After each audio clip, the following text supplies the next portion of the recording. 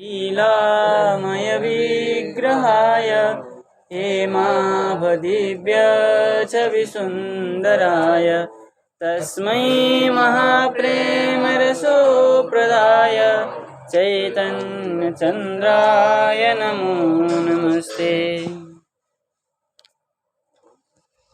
तो हमारा प्रसंग चल रहा था कि जो भगवान की शक्ति है, बहिरंगा शक्ति, अंतरंगा शक्ति, उसमें बहिरंगा शक्ति को ही दो भाग बताया, दो, जीव और जगत में। उसी प्रसंग में आ रहा था तयोः बहिरंग वैभवयोः परम स्वरूपम एवं श्री वैकुंठम। स्वरूप वैभव और तटस्थ वैभवम शुद्ध जीव रूपम, ये बात आया था। तो उसी में हमने स्वरूप वैभव वैकुंठादि रूप के विचार किया। अब उसी के ही कह रहे हैं, स्वरूप वैभवस्य अंग प्रत्यंगवत नित्य सिद्धत्वे अपि। स्वरूप वैभव का जो क्या है, अंग है और प्रत्यंग है, ठीक है ना। जो स्वरूप वैभव का जो वैकुंठ है, उस वैकुंठ में जो अंग और प्रत्यंग है वो भगवत वत नित्य ही है। भगवान जैसा वो नित्य ही है और नित्य सिद्ध भी है।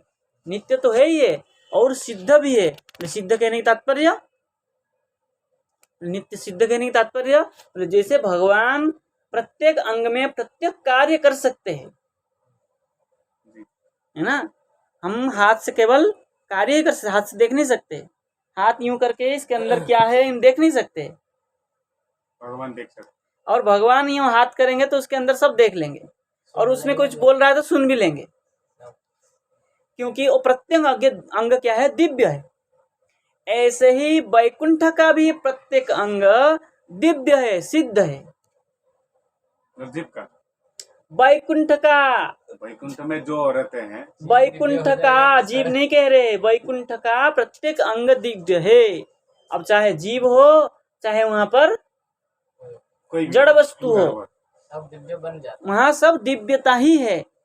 यूं नहीं कह सकते हैं भाई ये पेड़ है तो यहाँ उसी सीजन में ही फूल फूटेगा, उसमें फूल खिलेगा। बोले नहीं, वहाँ ऐसा कोई जरूरी नहीं है। हाँ, वह भगवान को देखते ही फूल खिल जाएंगे।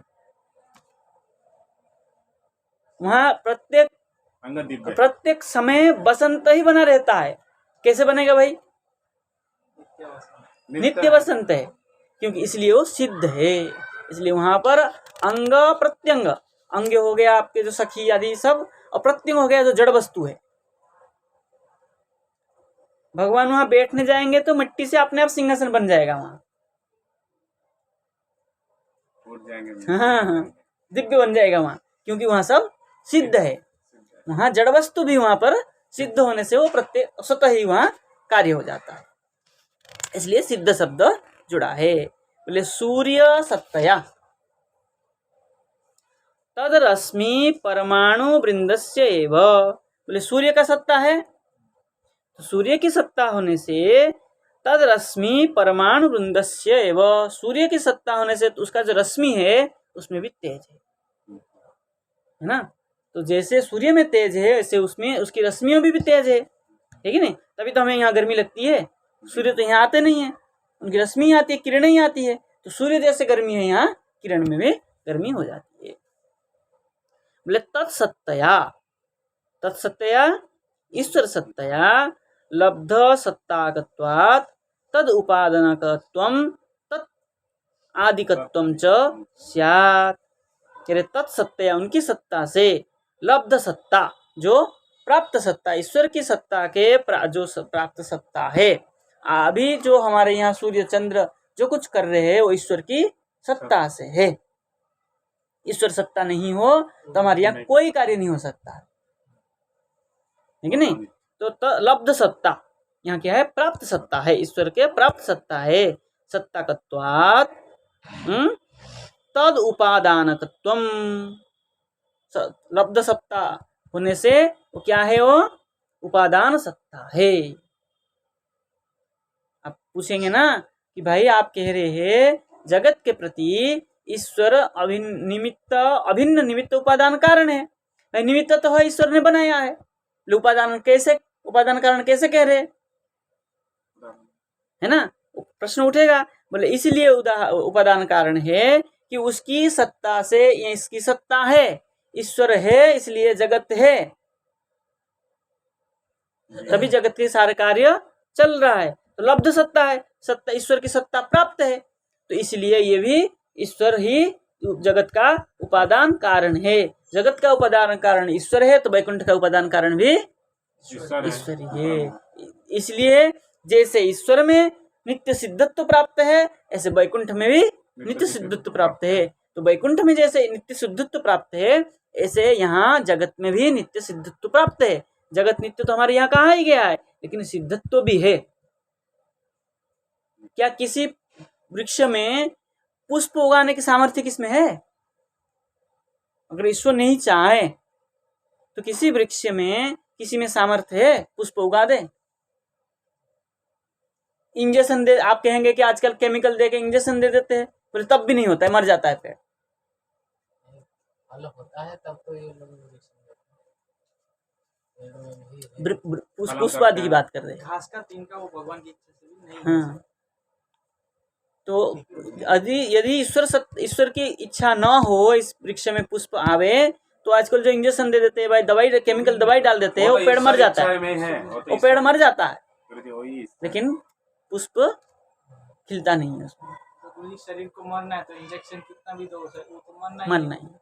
तो इसलिए यहाँ पर भी नित्य है और ईश्वर सत्ता से सिद्ध भी है। चलिए प्रमाण दे रहे हैं कठोपनिषद में, तस्य भाषा सर्वमिदं विभाति। तो ये जो है श्रुति में कहा है कठोपनिषद में, बोले तस्य भाषा, ठीक है ना, उसकी क्या है? तस्य भाषा मतलब हाँ, भास्री दीप्तौ, भास्री दीप्तौ, हाँ, वो स मूर्धन स है, हाँ, और ये भास्री जो दीप्तौ है ये दंत स है। भाषा कैसे बना? भास्री है प्रथमा एक वचन में, क्या बनेगा? भाषा, भाषरौ, भाषरः, वही भाई ना जो भी भारत वो भादीप्तो है। अच्छा, ये भास्री दीप्तो, मतलब एक है लेकिन धातु, हाँ, अर्थ एक है, धातु एक ही है। चलिए, तस्य भाषा, उसी की भाषा से, उसी की क्या है? प्रदीप से, उसकी प्रकाश से, इदम सर्वम विभाति, ये सर्व जो है प्रकाशित होता है। किसकी प्रकाश से?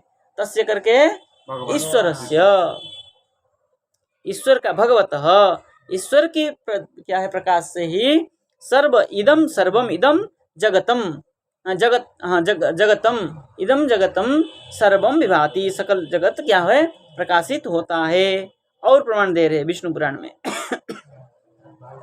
बोले शक्ति है अचिंतत्वम स्वाभाविकत्वम च उत्तम विष्णु पुराणे। बोले शक्ति का अचिंतत्व स्वाभाविकत्व है ना, अचिंतत्व और स्वाभाविकत्व जो है विष्णु पुराण में कहा है। क्या कहा है? बोले निर्गुणस्य प्रमेयस्य शुद्धस्याप्य मलात्मनः कथम सर्गादिकर्तृत्वम ब्रह्मणोऽभ्युपगम्यते। देखिए विष्णु पुराण में कहा है निर्गुणस्य, जो निर्गुण है, निर्गुण मतलब निर्गुण मतलब गुण है, निश्चय भाव से गुण है, इसमें गुण निश्चय है, हाँ, निश्चय करके कह रहे उसमें गुण है। तो निर्गुणस्य अप्रमेयस्य, जो अप्रमेय है, प्रमेय मतलब प्रमा ज्ञान, प्रमायस्य अस्ति स प्रमेय, अप्रमेय, जिसका प्रमा का कोई आप नहीं क्या आकलन नहीं कर सकते, अप्रमेय ज्ञान है, अगाध ज्ञान है, इसको विस्तारित नहीं कर सकते, अगाध है, जिसको हम वाणी के द्वारा कह नहीं सकते। शुद्धस्य अपि अमलात्मनः, शुद्ध है और कैसे है? अमल है, निर्मल है, निर्मल आत्मा है। बोले कथम सर्गादि कर्तृत्वम, जब निर्मल है और उनका गुण आप नहीं कह सकते, तब सर्गादि कर्तृत्व, सृष्टि का कर्तृत्व कैसे मानेंगे भाई आप? बोले इसलिए सर्गादि कर्तृत्व ब्रह्मण अभ्युपगम्यते। आप कैसे ऐसे कह रहे हैं कि स्वर्ग सृष्टि के प्रति उनका क्या है? कर्तृत्व। ब्रह्मण कर्तृत्व अभ्युपगम्यते, जानो। ऐसा आप कथम कैसे कह सकते हैं? ठीक है ना? तो उसका लेकिन इससे ये सिद्ध होता है कि ईश्वर कैसे है? अप्रमेय है और अमलात्मन है। तो इसमें शक्ति का अचिंतत्व, शक्ति को सोच नहीं सकते हैं। अप्रमेय शब्द से क्या कर दिया? अचिंत्य शक्ति का प्रमाणित कर रहे हैं। ठीक है ना? इति मैत्रेय प्रश्नानंतरम यथा श्री पराशर उवाच। मैत्रेय के प्रश्न के अंतर में पराशर कहते हैं, क्या कहते हैं? रे शक्तय सर्वभावाना मचिन्त्य ज्ञान गोचरा यतो तो ब्राह्मणस्तास्तु सर्गाद्या भाव शक्तयः भवन्ति तपतां श्रेष्ठ पावकस्य यथोष्णता। अब देखिए इसमें कह रहे हैं सर्वभावानाम, सर्व भावानाम, जितना भी भाव पदार्थ है। भाव पदार्थ कितना है यादव जी? पदार्थ कितना है? सप्त पदार्थ। तो उसमें भाव कितना है? हाँ? कैसे? सप्त पदार्थ है, उसमें भाव पदार्थ कितना है? भाव मतलब क्या बताएं? सप्त पदार्थ क्या क्या है? द्रव्य गुण कर्म सामान्य समवाय। द्रव्य गुण कर्म सामान्य विशेष, विशेष समवाय और अभाव। तो अभाव तो एक ही है, बाकी सब भाव पदार्थ। कितना हो गया भाव पदार्थ? 6 पदार्थ। ठीक है ना? नहीं जानकारी। ठीक है। बोले सर्व भावानाम, जितना भी भाव पदार्थ है जगत में, तो भाव पदार्थ में आपका ईश्वर भी आ जाता है। द्रव्य में ईश्वर आता है, आत्मा है ना? आत्मा का 2 भेद है, आत्मा और परमात्मा। तो ईश्वर जो भाव पदार्थ संसार में जितना भी है सब भाव पदार्थ है। तो भाव पदार्थ को छोड़ करके जितना भी संसार में भाव पदार्थ है, भाव पदार्थ कैसे है? शक्तयः, शक्ति का जो भाव पदार्थ है वो सब कैसा है? बोले अचिंत्य ज्ञान गोचरा, अचिंत्य ज्ञान के गोचर है। अगोचर कैसे कहते? ज्ञाना थोड़ा लिखा है, ज्ञान का गोचर है, ज्ञान को गोचर करने वाला है, बताने वाला है।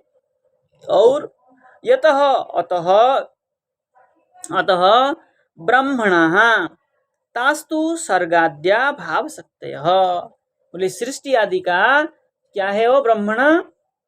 अतः भाव शक्ति, भाव शक्ति है। ये सब क्या है?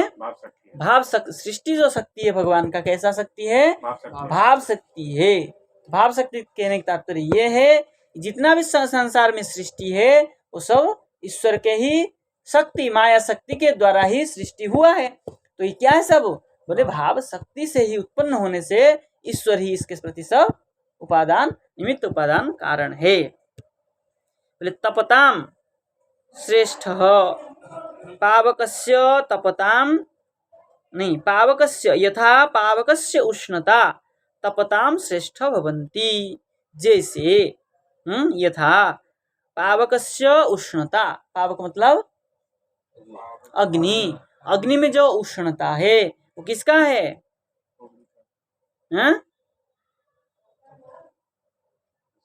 अग्नि में जो तप उष्णता है वो किसका है? ईश्वर का है, भगवान का है।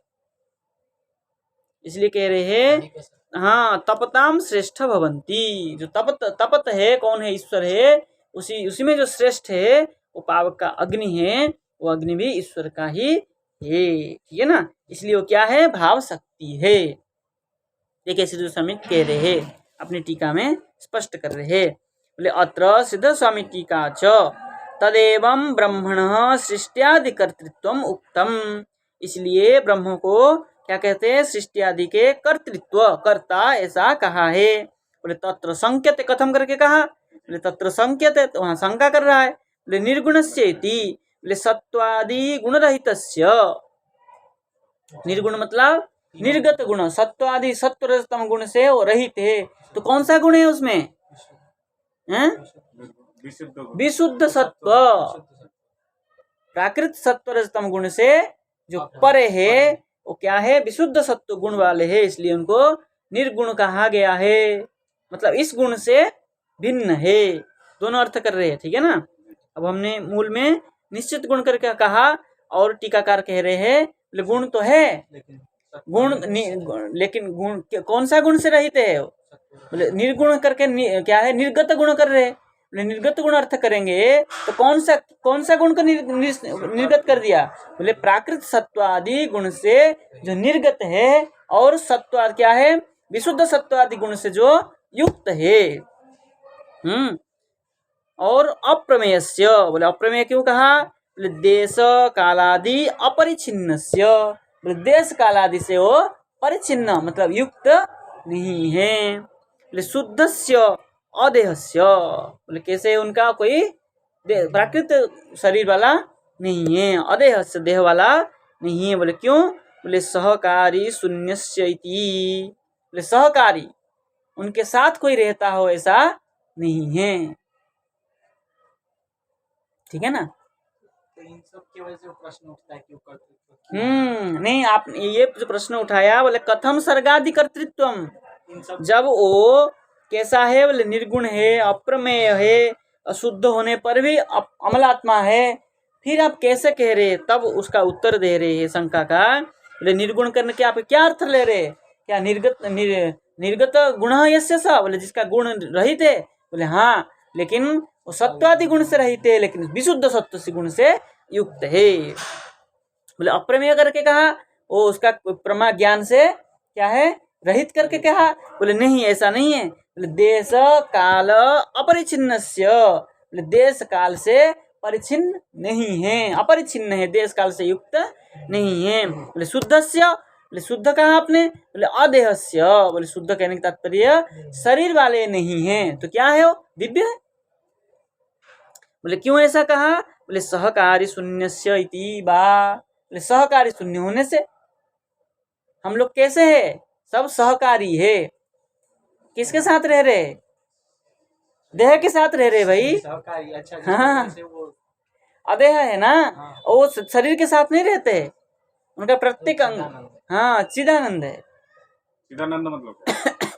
चित स्वरूप है, चैतन्य स्वरूप है, और आनंद स्वरूप है, ज्ञानी ज्ञान स्वरूप भी है, सब स्वरूप है उनका। इसलिए शरीर वाला तो कह नहीं सकते आप। शरीर होता तो मलमूत्र वाला होता। शरीर क्या है? शरीर का धर्म क्या है? ज्ञान ज्ञान करते है हैं। शरीर किसको कहा है? शरीर हाँ, जन्म मृत्यु जरा व्याधि सबसे व्याप्त जो मतलब आहत जो शरीर हो, जो भी हो उसे शरीर को। यादव जी ढूंढ के कहेंगे शरीर किसको कहा है। जी ऐसे ही लक्षण है कि इन चारों लक्षणों से जो आहत बात वो है चेष्टा श्रोत उसका आगे हाँ, चेष्टाश्रय तुम, शरीर क्या है? शरीर और कुछ है?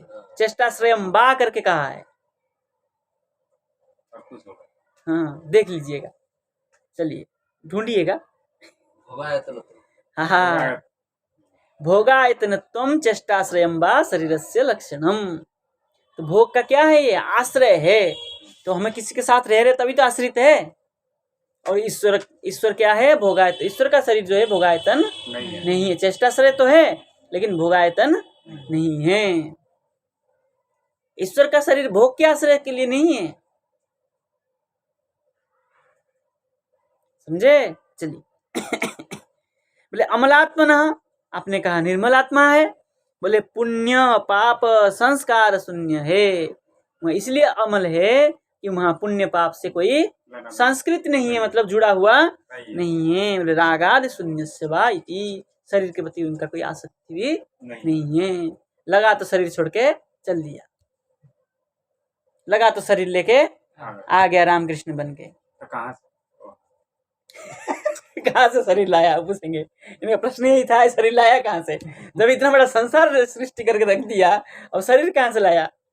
अरे यादव जी, तो निज निज माया हाँ माया का योग मान माया- चलिए।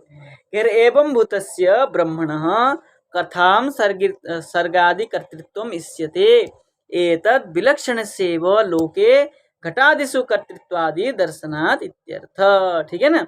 आपने जो कहा कथम करके वहाँ प्रश्न कहा था, एवं भूतस्य ब्रह्मण, इस प्रकार ब्रह्म भगवान का कथम सर्गादि कर्तृत्वम, आपने प्रश्न पूछा, फिर सर्गादि कर्तृत्व होगा ही, कर्तृत्वम इष्यते, कर्तृत्व ही होगा। बोले एतद विलक्षण से व लोके, ये सब क्या है उनका विलक्षण है, अचिंत्य है। घटादिषु कर्तृत्वात् कर्तृत्वादि दर्शनात्, घटादि जो के प्रति जो है कर्तृत्व जो देखा जाता है, ऐसे ही जगत के प्रति ईश्वर भी कर्तृत्व है। बोले परिहरति शक्तयः, अब शक्ति का बात आया। बोले क्या है, इति साध्येन, 1.5 श्लोक में बता रहे। लोके ही सर्वेषां भावानां मणिमंत्रादीनां शक्तयः अचिंत्य ज्ञान गोचरा, लोक में जो है क्या है, अचिंत्य शक्ति गोचर करके क्या है, मणि और मंत्र को ही देखा जाता है ना।